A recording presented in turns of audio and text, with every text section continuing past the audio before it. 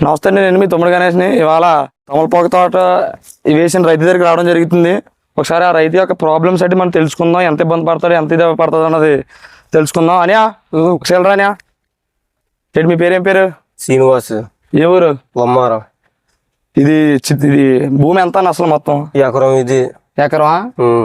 ఎకరానికి ఎంత మొత్తం పెట్టుబడి ఎంత అవుతుంది? ఎకరానికి 4 లక్షలు అవుతుంది అన్న. 4 లక్షలు అవుతుందన్న. 4 లక్షలు అవుతుంది తోలపాకు తోట మొత్తానికి.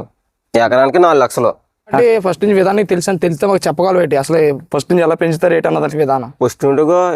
ఫస్ట్ ఉంటే నారు వేయాలి. దీన్ని నారు అంటే చెట్టు నారు వేయాలన్నమాట. దీన్ని నారు వేసుకుంటూ రావాలి.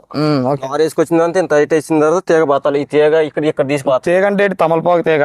ఇది ఓకే, తీగ ఇక్కడ తీయాలి. అక్కడి నుంచి ఇక్కడ తీయాలన్నమాట. ఓకే.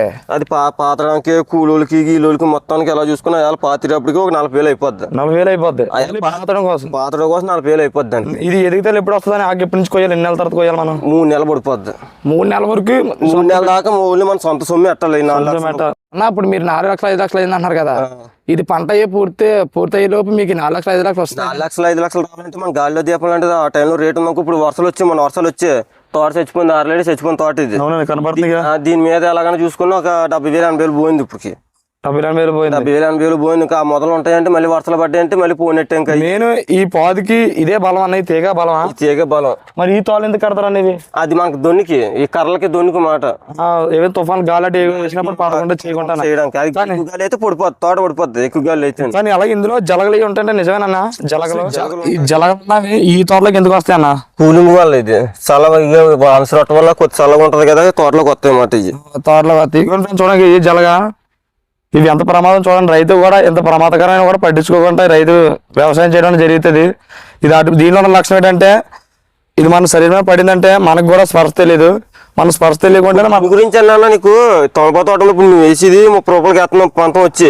వాళ్ళు అమ్ముకుంటే ఎంత అమ్ముకుంటే 70 రూపాయలు 80 రూపాయలు అమ్ముకుంటున్నారు. ఇటుపక్క మన సాజీలు గీజీలు మొత్తం మానేజాయి. ఇందులో పాదుగులు లోపల మొత్తం మానేజాయి. 30 రూపాయలు ఈ 30 రూపాయలు మొత్తం మనం పండించి చేసినంత మొత్తం మంద.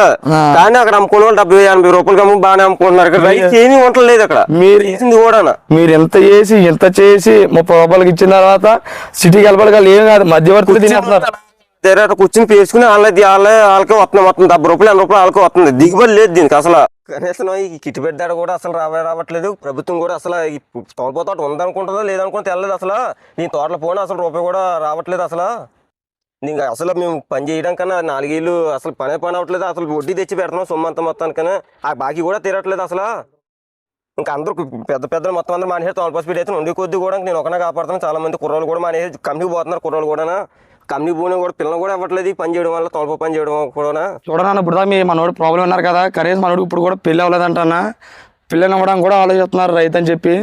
అలాగే గవర్నమెంట్ వారు కూడా ఇలాంటి వాళ్ళని రైతుల్ని ఆదర్శంగా తీసుకొని ఇలాంటి వాళ్ళు సపోర్ట్ చేస్తేనే రాను రోజుల్లో కూడా యువత కూడా వ్యవసాయంలో దిగి మంచిగా సిటీల్లో కానీ అన్ని విధాలుగా ప్రోత్సహిస్తేనే రైతులను ప్రోత్సహిస్తేనే కదా ఇక మెరుగైన వ్యవసాయాలు చేస్తారు. ఇటు కూడా ప్రోత్సహించకపోతే ఎంత యువతన ఏదైనా గిట్టుబడితే లేకపోతే ఏం చేస్తారు ఫ్రెండ్స్? ఒకసారి మీరు ఆలోచించుకోండి. ఈ మెసేజ్ మాత్రం గవర్నమెంట్ స్థాయి వరకు చేరే వరకు మీరు మాత్రం ఫార్వర్డ్ చేయండి అండి. ఇలాంటి రైతుల్ని మీరు గౌరవించాలి. అసలు చాలామంది రైతు అంటేనే చాలా అలసుగా ఉన్నారు. సిటీలో కలబడి కూడా రైతుని అసలు ఎవరు పట్టించుకోవట్లేదు. ఒక దారుణంగా చూస్తున్నారు. కానీ గవర్నమెంట్ వారు మాత్రం ఇలా రైతుని ప్రోత్సహించి చేస్తేనే మాత్రం రేపటి రోజులో వ్యవసాయం చేయడానికి ముందుకు వస్తారు. లేకపోతే రేపటి రోజు వ్యవసాయం చేసేవాడు కాదు కదా, అసలు భూమి దున్నేవాడు కూడా ఉండరండి.